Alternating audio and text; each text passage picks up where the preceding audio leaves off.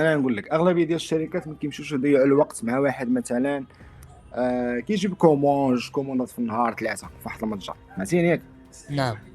غاديش يضيعوا معاك الوقت، يعني سواء كان اي اغلبيه ديال الشركات. من حد ان داك الشيء كيكون صغير فلوس قليله، ما غاديش يضيعوا معاك الوقت. ما كاين زعما واحد هاي ريسك مثلا غيدير شوبيفاي بايمنت، ماشي غيدوزك في البروسيس ديال لاكتيفاسيون بحال مثلا الستريب راه غادي اكتيفيك في الاول ودغيا، ولكن من بعد اون فوا توصل لواحد لو شيفر غيرجع عندك عاوتاني فيريفيكاسيون، اون فوا توصل لواحد ديما يرجع عندك.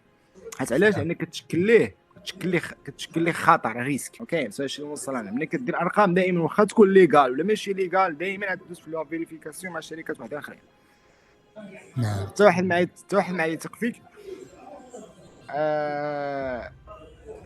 بلا واحد الفولو اب، يعني بالعربيه ما غاديش نقولوا صافي هذا راه ليغال خليوه يدير مليون دولار في النهار. هما وقفوها عليك. نعم. ومن بعد شنو غادي يوقع؟ غتمشي لداركم مثلا تولي تبدا من جديد.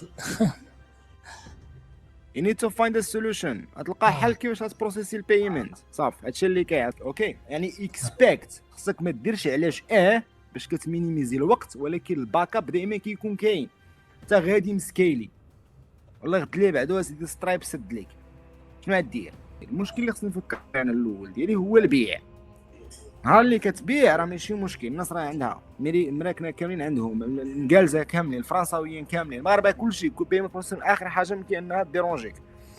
لا راه غادي نخاف، كتقول اوكي الا وقع اشنو هو الباك اب نتاعي، شنو غادي ندير؟ ماشي انا خفت. نعم صحيح. فهمتي هيك؟